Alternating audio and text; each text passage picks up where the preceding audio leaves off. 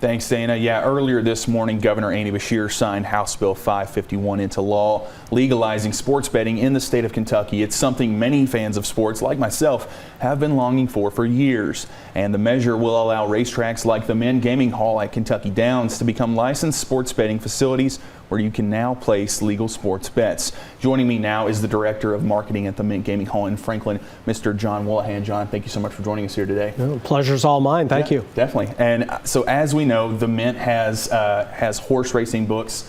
How, now with sports betting being legal, how will this affect not only the Mint, but gaming halls just like the Mint? Sure. All over the state, there's different types of horse racing. They're tied in and some satellite locations as well.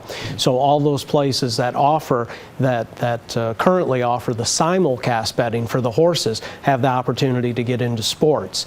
For some of us that have moved from Las Vegas or have that experience, they know that those two rooms can coexist, race and sports together. It's a little bit different crowds, but they'll fit together in terms of the space within each of those properties. So we're very excited about that. Definitely. And I know this is one of the bigger pieces of legislation during this General Assembly that was highly bipartisan.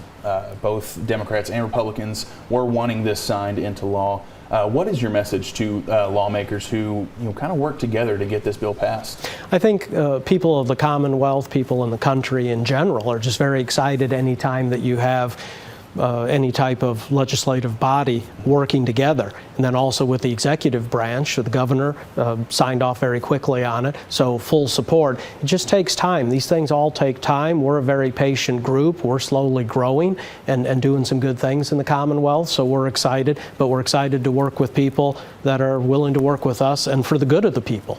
Now, we talked previously on a story that I did on House Bill 551, and you mentioned that sometimes you would see people kind of drive across Kentucky state lines into Tennessee, which has sports betting legalized. Kind of tell me, what's it going to be like now seeing people don't have to come, cross state lines to actually place that bet, and they can just do it at gaming halls like the Mint?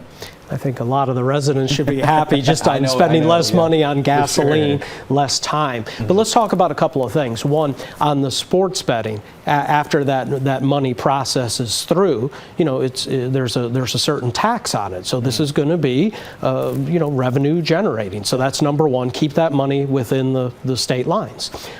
Number two, there's a side effect of all these people going across the state line, and it's over up north, it's over into Indiana, it's over now Ohio has it, all these other states have that. But for us, right around southern Kentucky, of course, it's Tennessee.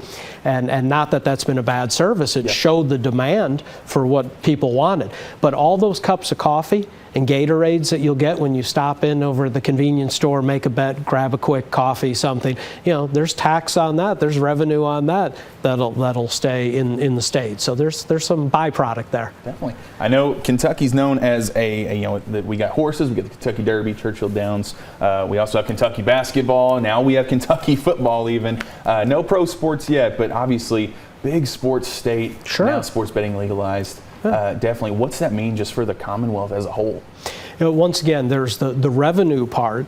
The other part will be jobs. There will be certain jobs created almost immediately in terms of construction of these rooms. So some places are more prepared. Right here in Bowling Green, Post Time Race and Sports Lounge. Great location, horses, got music in there, all kinds of things. But that's designed to be able to turn quickly and have that sports part of the room.